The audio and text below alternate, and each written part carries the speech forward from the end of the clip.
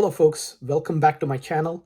If you've seen my previous video, you know what this channel is all about. It's about capturing my experiences going into the middle of nowhere to access those pristine skies untouched by urban light pollution, primarily in the pursuit of deep sky astronomy, looking at objects outside the solar system like galaxies, nebulae, and star clusters. My previous video was the first of 3 nights of an observing trip that I undertook last July. And in the previous video, I was mostly 3 hours away from my home on a major highway off the pavement, pretty much. It was not really an off-grid experience like this one. This one, I really go off the grid. And me and my friend are about 8 hours away from our homes and in a forest area, I think about 30 minutes drive away from any urban civilization. So you can imagine the skies are really good, and that's why we went there. In this location, one of the highlights that I really enjoy every time I go there is to just look at the Milky Way with my naked eyes, right? And the skies there are so dark at high altitude, the air is clear, and we usually go there in the summer because that's when the temperatures there are tolerable. And that's when the inner arms of the Milky Way are above the horizon, the core of the galaxy in Sagittarius. And as a result, the view of the Milky Way is simply spectacular. And in this video, I spend a lot of time just describing the Milky Way and its beauty. So I hope you enjoy it.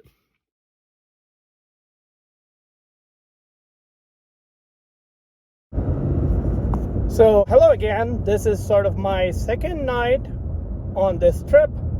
My friend Tarun and I are driving up into the Barnard Mountains, which is a really remote mountain range in northeastern California. And it's in a really dark part of the USA. It's on the fringes of the darkest zone on the light pollution map in the USA. So I'm really excited for how this night is going to pan out. I've been here twice before, once in 2019 and once in 2022. I was here last month too, but the skies were not clear. It was actually snowing up here 3 days before summer solstice. So we didn't get any observing in. But tonight the skies are looking really good and the forecast is looking great. So I'm hoping that we'll have some really good conditions. So the sky quality varies based on transparency and air glow and several other factors. In 2019, I witnessed one of the best nights, the best night that I've ever witnessed in my life right here in the Barnard Mountains. And I was with a friend who has about 3 or 4 decades of astronomy experience, and he said it was in his top 5 or 6 nights. So this place holds a lot of, promise as an astronomy observing site. It's just that the last year and a half or two, for some reason, the skies have been a little lit up. Maybe it's just air glow because we are headed towards a solar maximum, or maybe there's something else going on. So this is where the road becomes dirt road, and from now on it's about 8 miles of dirt road. So I better watch out as I get into it. Okay, this truck handles dirt roads like a champ. I don't have to worry about it. But yeah, so I don't expect the same quality of skies that we saw in 2019 because that was special. I don't know if we will see a lot of that. It depends on whether the transparency and air glow cooperate, and so we'll see what tonight has in store. I bet the skies will be really darn good, even if they're not the most exceptional skies I've ever seen in my life. They will be easily in the top 10 percentile that I've observed from. So maybe even in the top 5 percentile. So I'm really looking forward to tonight. This location is really darn good. It takes a lot of work getting here, but it's worth it.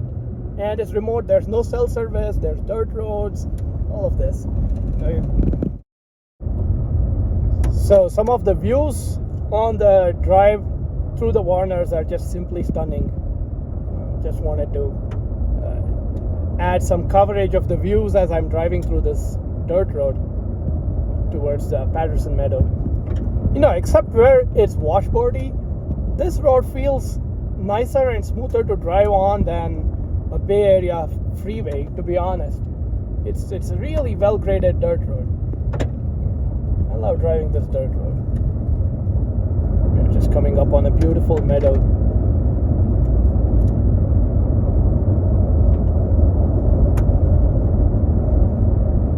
Yeah, one of the problems with this place is that it's very wet. That's the only downside I've seen here for astronomy. Is it can dew. I mean, it has even frosted in the past when we've been here.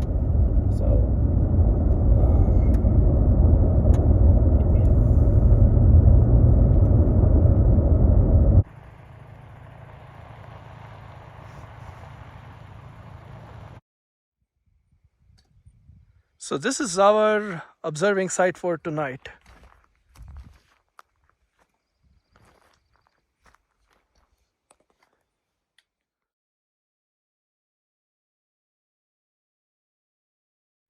Wow, look at that belt of Venus. That indicates very good transparency.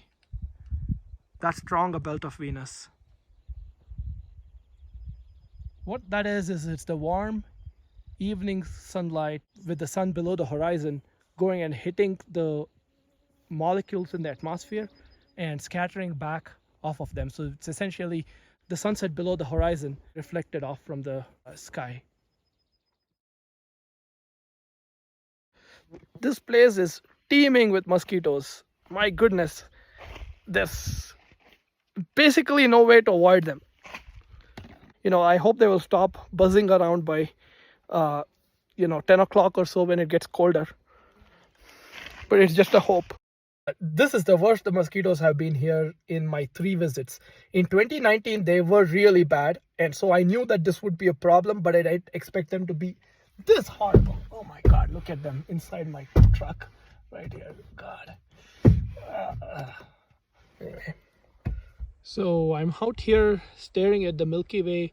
I spent about 45 minutes to an hour staring at the Milky Way and making notes on the various fainter rifts of the Milky Way that I've only seen from here. I've only seen this faint band that runs through Ophiuchi from this location.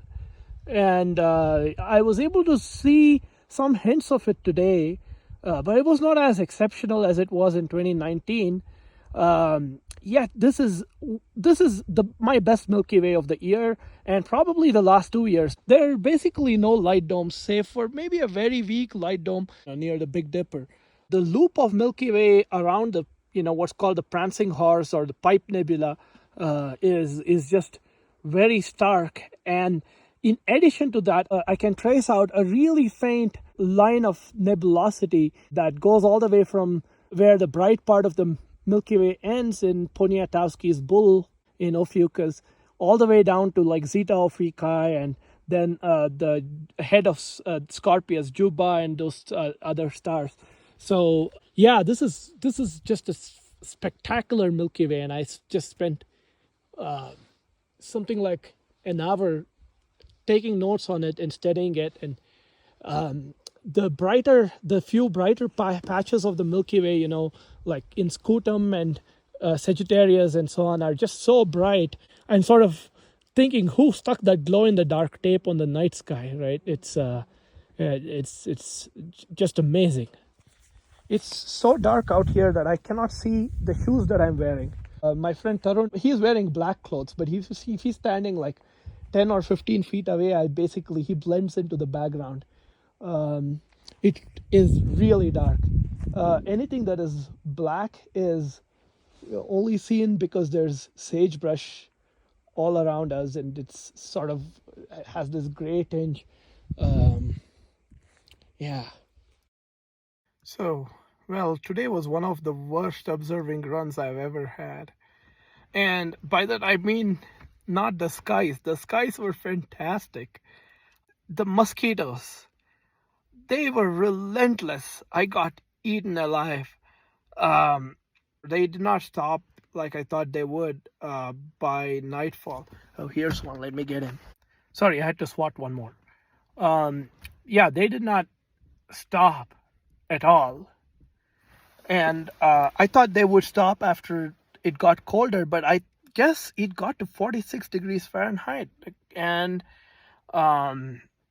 yeah, they were still going like crazy. I've never seen that. I've never seen mosquitoes do that. And man, was I hounded. Not for a single second did I get a break from mosquitoes. And so that made observing miserable. I mean, much as I love this place, and to top it, I have a flat tire. And I'll have to, jack up and put the spare back in.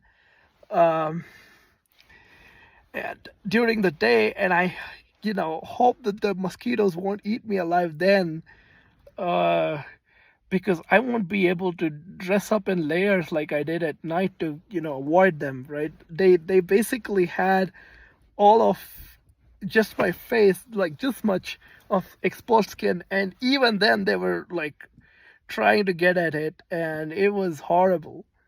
Yeah, so hopefully that spare tire replacement goes on well, and I'll get out of here as quickly as I can. And no, we're not doing another night here. I think that's pretty clear. Anyway.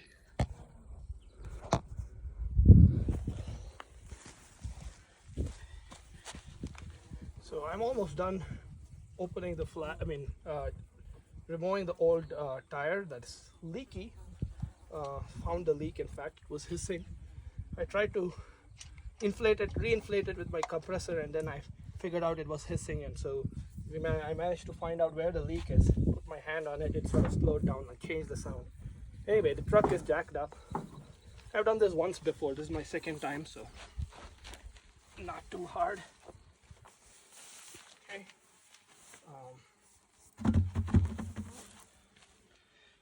These tires are heavy.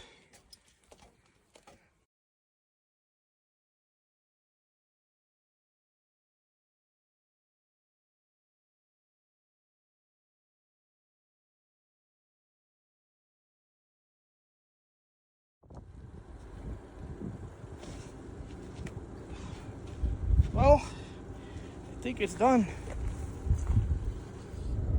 So we packed everything up. I replaced my spare tire, set the inflation on it, and we are driving back down to the town now so I can get my spare fixed. We don't know where we're going to go to next. We have some ideas, but I suspect we'll be back here except with better mosquito defenses. First we're going to go to Alturas, get some refreshments, eat something, drink something, cool off a little bit, and also see if I can get my tire fixed. If I can't get my tire fixed, I would be very reluctant to adventure back, without a spare tire. So hopefully there's some shop that's open today, which is a Saturday, in Alturas, and I'll be able to get it fixed. Otherwise, I may need to learn how to do my own plug repair.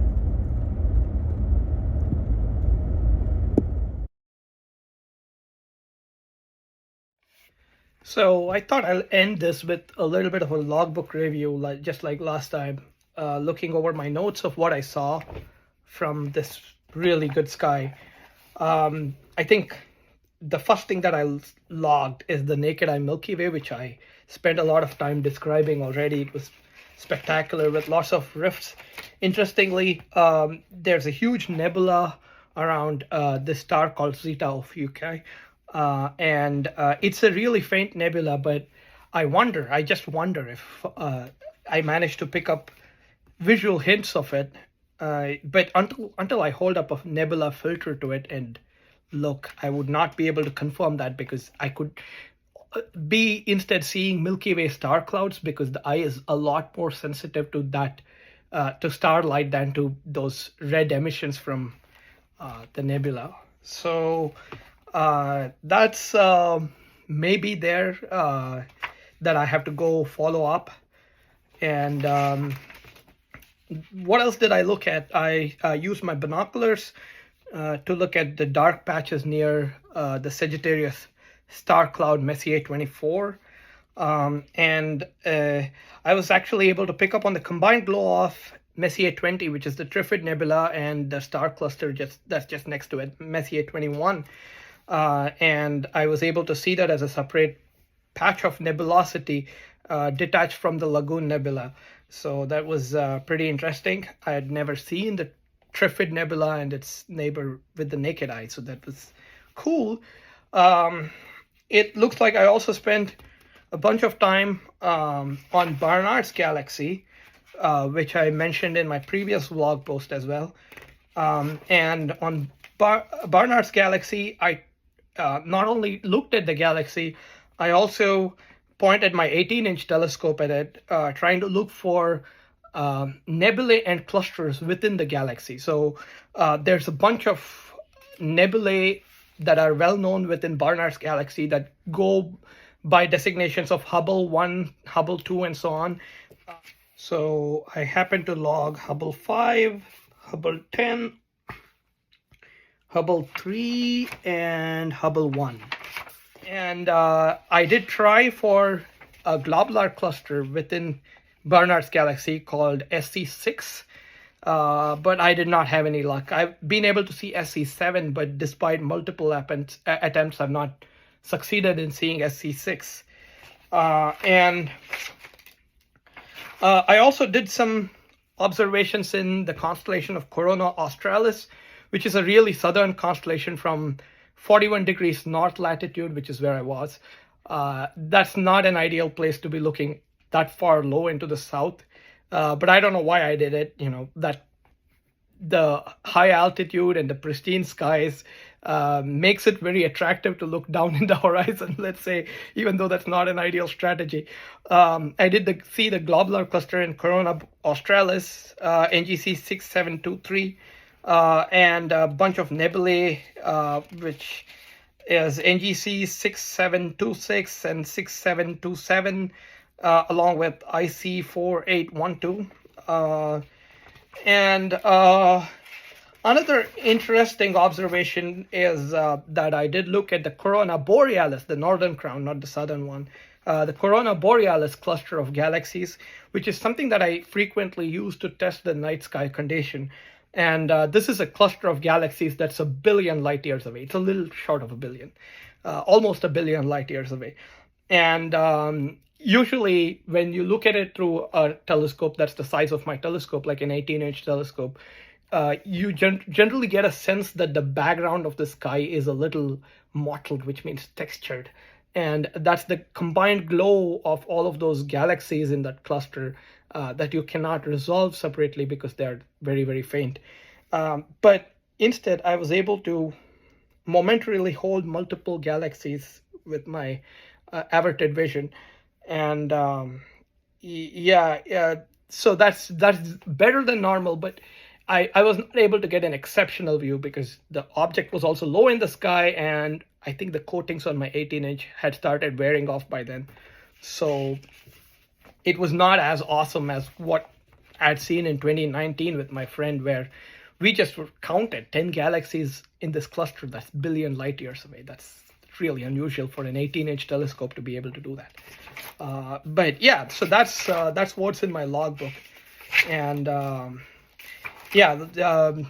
my next video will cover the third night of that run, and I'll hopefully post it pretty soon. Thank you.